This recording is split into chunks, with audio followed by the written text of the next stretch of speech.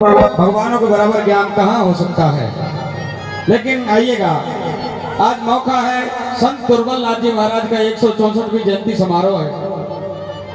हमारे यहाँ की जो संत भगवानों की जो परंपरा है, और यहाँ दुर्बल नाथ जी महाराज का एक पावन ग्रंथ है अनुभव आत्म प्रकाश, मुझे अभी कुछ ही दिन पहले प्राप्त हुआ है।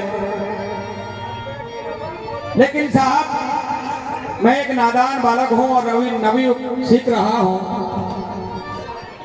जैसे ही ये ग्रंथ मुझे मिला, मैं आपको अपनी सच्ची श्रद्धा, दुर्बल नाथ जी महाराज का नाम तो मैंने इतिहास में पढ़ा है, लेकिन उनकी महिमा को कभी पढ़ने का अवसर मिला नहीं।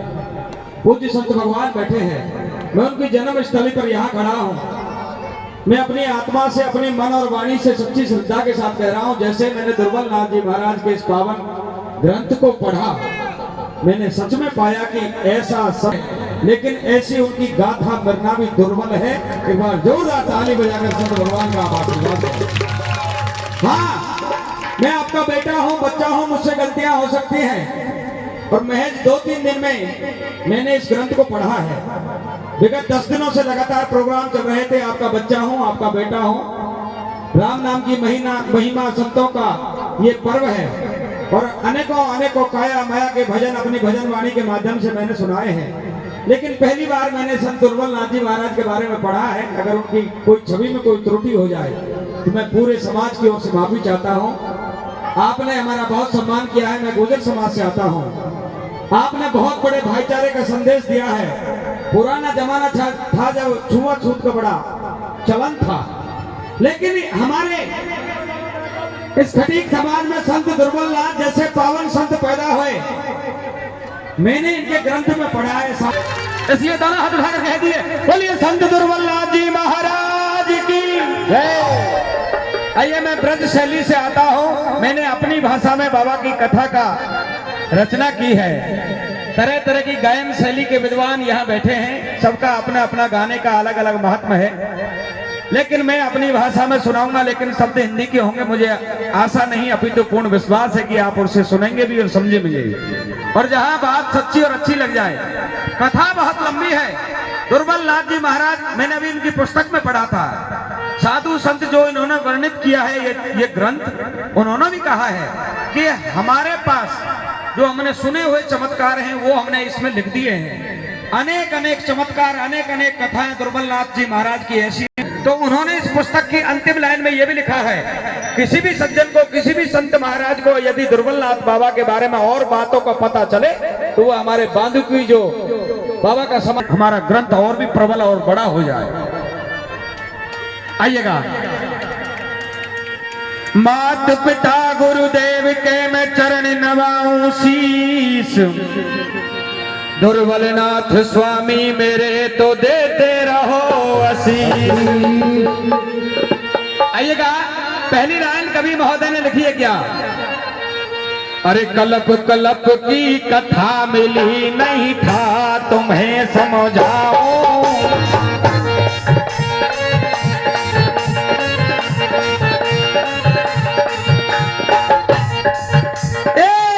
कल्प की कथा मिली नहीं था तुम्हें समझाऊं, ए गुरु स्वर पासे यस में गाऊं, गुरु सरस्वती मैया की कृपा से यस में गाऊं। थोड़ी और बढ़ा दो वॉल्यूम हमारे इंस्ट्रूमेंट का भैया जी।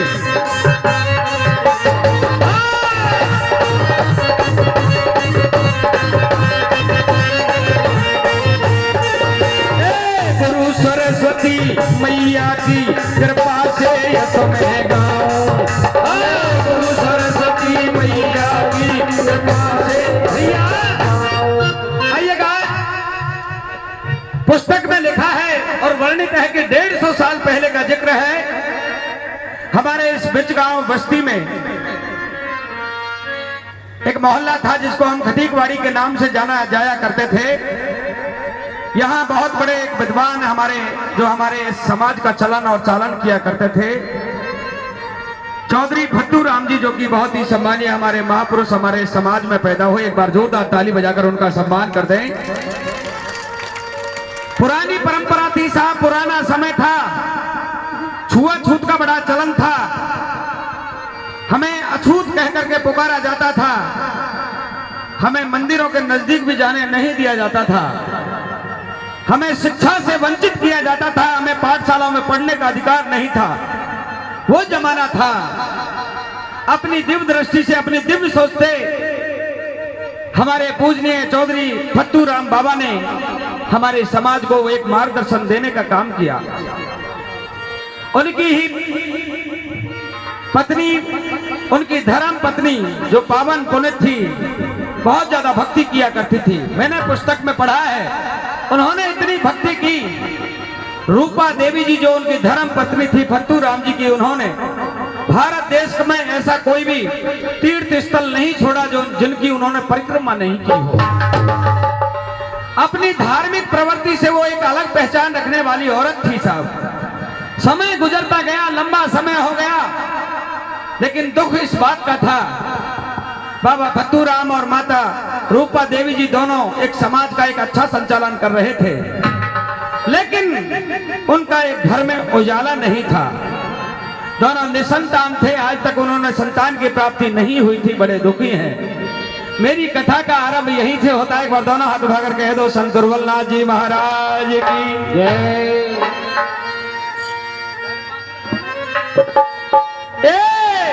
बहुत दुखी है फत्तू राम मां रूपा देवी,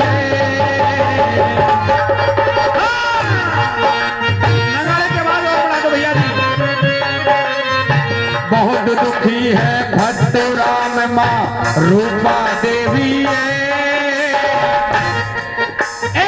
भाई ना कोई संतान गोदेव ने कह गई खाली है, भाई ना कोई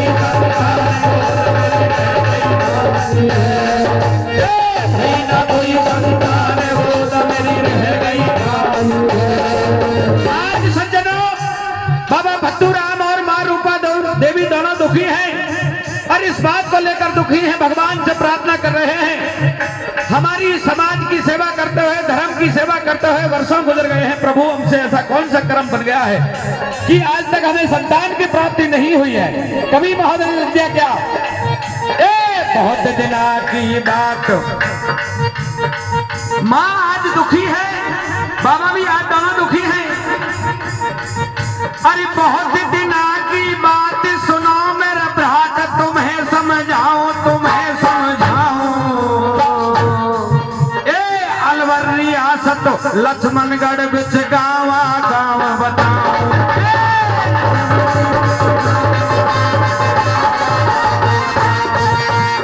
अलवर रियासत, हाँ अलवर रियासत लक्ष्मणगढ़ बिच गावा गाँव बताओ।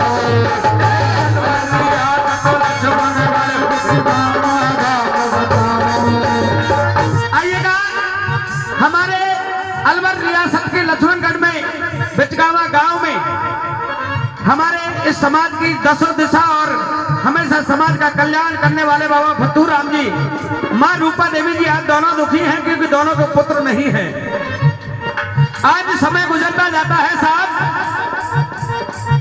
हमारे यहाँ एक रामदेई सरोवर हुआ करता था, और रामदेई सरोवर पर मां रूपा देवी, क्योंकि उस समय ऐसा चलन था, जो बड़े जाति के लोग थे साहब, वो बड़ा तिरस्कार किया करते थे। हमारे इन समाज के लोगों को मंदिर के नजदीक नहीं जाने दिया करते थे। लेकिन साहब मां रूपा देवी का प्रण देखिए आप, कि आज वो मां, उनके मन में इतनी श्रद्धा है, चाहे उनको मंदिर में जाने नहीं दिया जा रहा हो, लेकिन उसे ही भगवान को प्रणाम किया करती थी, जल चढ़ाया। ए माता रूपा देवी प्रभु चरणों से ध्यान लगाती है। ए माता रूपा देवी प्रभु चरणों से ध्यान लगाती है। ए रामदेई सरोवर पर नित प्रभु को शीश झुकाती है। रामदेई सरोवर पर नित प्रभु को शीश झुकाती है। रामदेई सरोवर पर नित प्रभु को शीश झुकाती है। रामदेई सरोवर पर नित प्रभु को शीश झुकाती है। मां रूपा देवी रोजाना रामदेई सरोवर पर रोजाना जाकर दूर से ही प्रभु को शीश झुकाया करती थी, उन्हें नमन और प्रणाम किया करते थे। समय गुजरता गया साहब, एक दिन वो आ गया कि पूरे क्षेत्र में श्री कृष्ण जन्माष्टमी के त्योहार की बड़ी धूम थी। माँ रूपा देवी ने उपवास रखा। मैं आपको आगे बता दूंगा, इस कथा में आएगा कि हमारे बाबा दुर्बलनाथ भगवान कन्हैया के बड़े प्रेमी थे, भगवान बिहारी जी की बड़ी पूजा अर्चना किया करते थे, उनके मन में उनकी बड़ी श्रद्धा थी और उन्हीं के अनुसार उनके माता पिता भी भगवत प्रेमी थे, दोनों भगवान की सेवा किया करते थे। समय गुजरता गया साहब और जब जन्माष्टमी का त्योहार आया तो माँ रूपा देवी जी ने प्रण ठाना कि मैं उपवास रखूंगी, मैं जब तक भोजन नहीं करूंगी, जब तक मैं रामदेव सरोवर के ऊपर स्थित इस मंदिर पर, बहुत बहुत धन्यवाद दादा जी, बहुत सम्मान दे रहे हैं आप। रामदेव सरोवर के पास स्थित इस मंदिर में जब तक मैं जल का लोटा नहीं चढ़ा लूं, जब तक मैं माता जी को निज हाथों से